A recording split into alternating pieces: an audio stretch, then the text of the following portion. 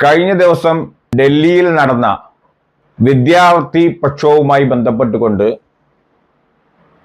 RSSന്റെ സൈദ്ധാന്തികൻ TG Mohandas നടത്തിയ അങ്ങേയറ്റം അപമാനകരവും കലാപാഹ്വാനപരവുമായ പ്രസ്താവന, ആ പ്രസ്താവനക്കെതിരെ പോലീസ് കേസെടുക്കണമെന്ന് ആവശ്യപ്പെട്ടുകൊണ്ട് DGPക്ക് ഇന്ന് പരാതി കൊടുക്കുകയുണ്ടായി.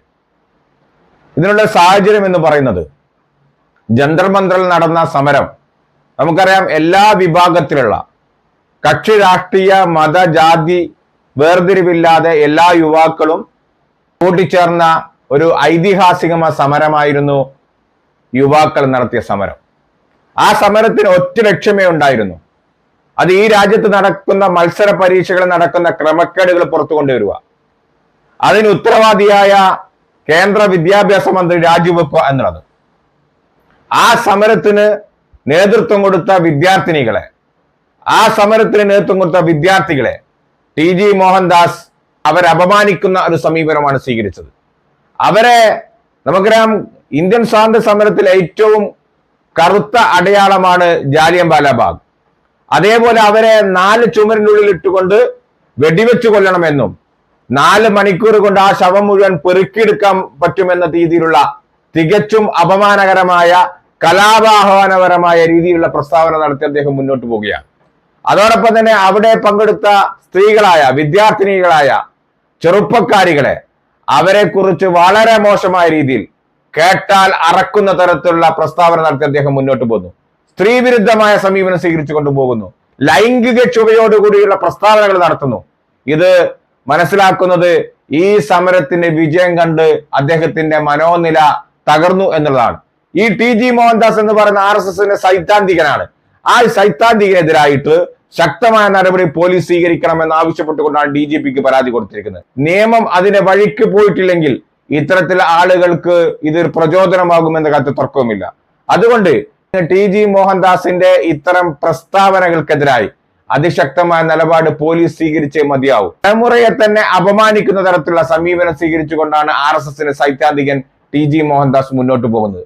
അദ്ദേഹത്തിന്റെ വാക്കുകൾ, അദ്ദേഹത്തിന്റെ സമീപനം, അദ്ദേഹം ആ സമരത്തോട് എടുത്ത വളരെ മോശമായിട്ടുള്ള സമീപനം, അത് ഒരു കേവലം TG മോഹൻദാസിന്റെ നാവിൽ നിന്നോ വാക്കിൽ നിന്നോ അദ്ദേഹത്തിന്റെ സ്ഥിരകളിൽ നിന്ന് വരുന്ന കാര്യം മാത്രമല്ല, മറിച്ച് അത് കൃത്യമായിട്ടുള്ള RSSന്റെ സംഘപരിവാറിന്റെ അജണ്ടയാണ് അദ്ദേഹം നടപ്പിലാക്കുന്നത്. ഈ സമരത്തോട് RSSന്റെ സമീപനം എന്താണ് എന്നുള്ളത് കൃത്യമായി വ്യക്തമാക്കുകയാണ്.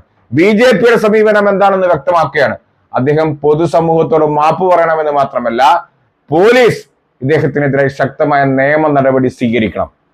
ഇത്തരത്തിലുള്ള ആളുകളെ പൊതുസമൂഹം ബഹിഷ്കരിക്കണം. ഇത്തരത്തിലുള്ള ആളുകൾക്കെതിരായി ശക്തമായിട്ടുള്ള പ്രതികരണം നമ്മുടെ സമൂഹത്തിന്റെ ഭാഗത്ത് ഉണ്ടാകണം എന്നുള്ളത് അനിവാര്യമായി വരികയാണ്. ഒരു യൂട്യൂബും ഒരു ഇൻസ്റ്റാഗ്രാമും ഒരു ഫേസ്ബുക്ക് അക്കൗണ്ടും ഉണ്ടെങ്കിൽ ആരെയും എങ്ങനെയും ഏത് വൃത്തികെട്ട ഭാഷ ഉപയോഗിച്ചുകൊണ്ടും അപമാനിക്കാം എന്നുള്ള അഹങ്കാരമാണ് TG മോഹൻദാസിനെ ഇത്തരത്തിലേക്ക് മുന്നോട്ട് കൊണ്ടുപോകുന്നത്. RSSന്റെയും സംഘപരിവാറിന്റെയും പിന്തുണയുണ്ടെങ്കിൽ ആരെയും ഏത് തരത്തിലും അപമാനിക്കാം എന്നുള്ളതാണ്.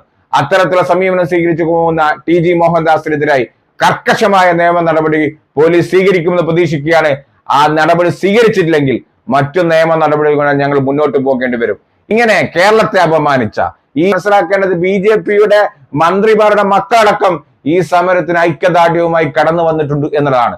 ആ സമരം ന്യായമാണെന്നും അതേപോലെ തന്നെ ഈ സമരത്തിൽ പങ്കെടുക്കേണ്ടതാണ് എന്ന് BJPക്കാരുടെ മക്കൾ പോലും, സെലിബ്രിറ്റികളായ നടന്മാരായ BJPക്കാരുടെ മക്കൾ പോലും അതിന് ഐക്യദാർഢ്യം പ്രകടിപ്പിച്ച് മുന്നോട്ട് വരുന്ന ഒരു സാഹചര്യത്തിലാണ് ഈ സമരത്തെ അവഹേളിച്ചുകൊണ്ട് ഇത്തരത്തിലുള്ള രാജ്യദ്രോഹികൾ കടന്നു വരുന്നത് എന്നുള്ളതാണ്.